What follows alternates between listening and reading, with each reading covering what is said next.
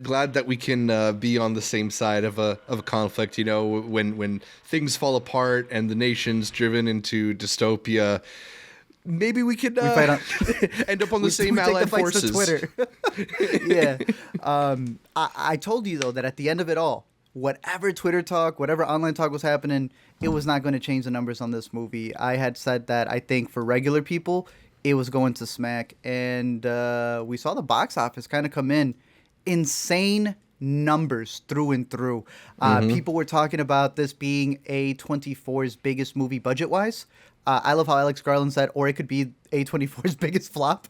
A lot of people went to theaters for this one. Last year, I think, was the biggest dip that we had in theaters for 2024.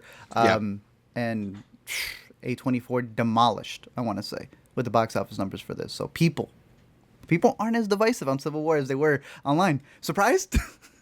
Not really. I mean, you know, maybe this is just anecdotal, but our videos on Civil War are doing pretty well. There's like obviously a lot of people interested in discussing and talking about this movie. Also, anecdotally, like my parents who are not big go to the theater people to ask me about if they can see Civil War near them, which, you know, if that's the thing, if it's gonna like transcend in that way, it's clearly like having some kind of breakthrough. And it's just such a I think it is such a provocative idea, something that we discussed on the podcast about it, that like regardless of whether or not it's engaging with all of the potentially provocative nature of an idea like this, just the fact that it exists is so eye-catching in itself that I think it's gonna, you know, I think I'm not surprised that it attracted a lot of people and a lot more people than the typical A24 release. Yeah, and you know, since we recorded as well, just listening to more of his interviews, I went back to rewatch Ex Machina because I know we kind of want to look back at his filmography. Ex Machina's so good. He's one of those directors where I think he's been making the same movie over and over and over because all of the interviews for things that he said early on, he's been on that. The director isn't the forefront of everything. There are editors, screenwriters. Everybody makes it important. He doesn't see it as like a dictatorship. It's a communal project to him. He was on that for press that he was doing for Ex Machina. And it's just like a lot of the critiques and things that we were responding to in our review, it's in interviews. Big thing that he said, the reason why he made the movie was he felt that a lot of people, it's not that they didn't have the news or the information. It was out there. They just chose to not like listen to it. And the man made a movie where he's got all the information out there. And I guess people choose to not listen to it or not. But I'm glad it's doing great in theaters. I was reminded on my letterbox because I had posted about it being what did I say? A24's entrance into the game of IMAX. Into the IMAX game, yeah. I gotta be honest, they did remind me, Beau is Afraid did have a full IMAX release. It wasn't 185. It did have the sound mixing to go for the 6 channels. Someone reminded me that the Disaster Artist also had an IMAX release. Oh, did it really? Yeah. So you know, A24 may be lying. You're not sure it really needs one. I mean, obviously they're doing that IMAX re-release thing for a few of their classics like Uncut Gems, Hereditary, and stuff recently. But have you heard I see, anything? What do you mean about when it's happening? Like, no, some have happened. And did anyone go? Morbius re-released more numbers. Yeah, I think the Hereditary one's coming up. Continue. These are niche movies, so I don't know. I mean, I guess Hereditary did make a decent amount of money, but I'm not sure that like there's enough hubbub around it for more than film Twitter type of people. But yeah, no, I think I understand where you're coming from in just like assuming that this was kind of A24's entrance into the IMAX game, because Beau's Afraid, even though it is like this visually monumental film and it does like overwhelm you with the images, it doesn't feel like a movie that you would typically see on IMAX screens. Almost the same way that like Oppenheimer doesn't feel like a typical IMAX movie, even though it was one. Whereas Civil War, a urban warfare epic, I think we can understand why that like is served by the IMAX experience.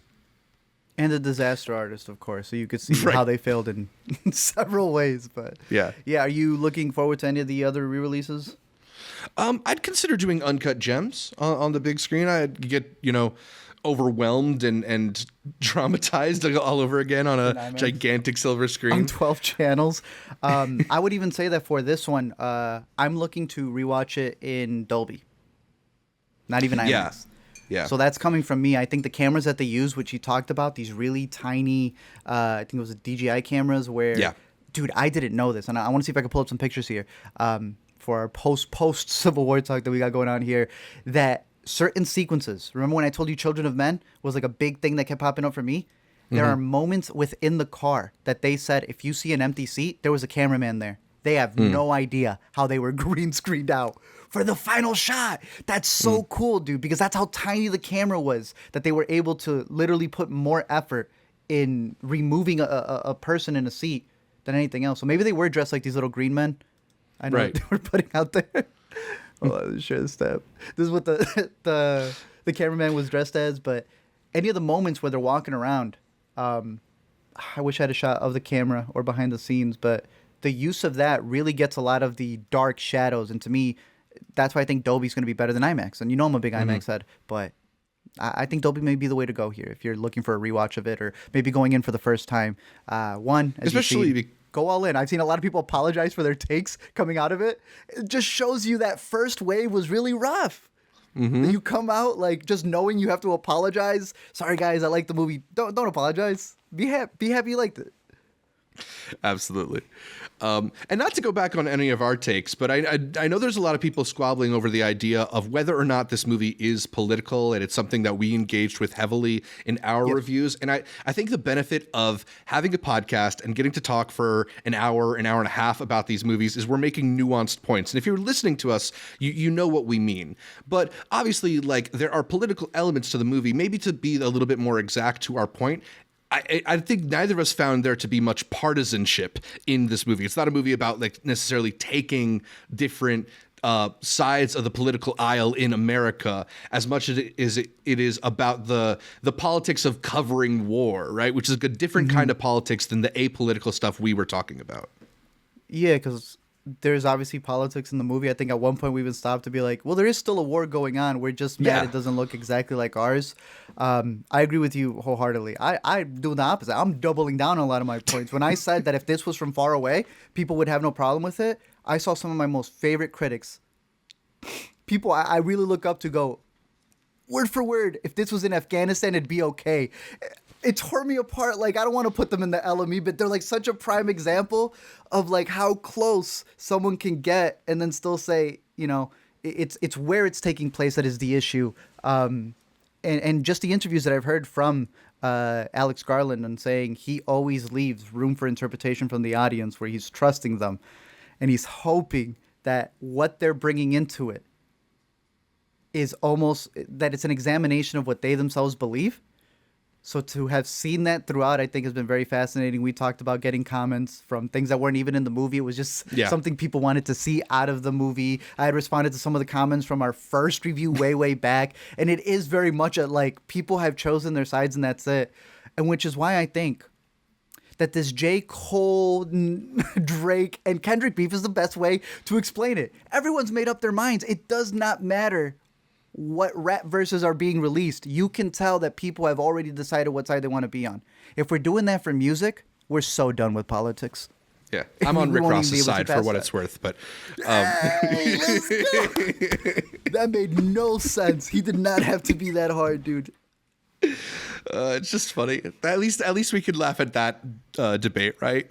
I'm like at the point where I'm trying to check his mom.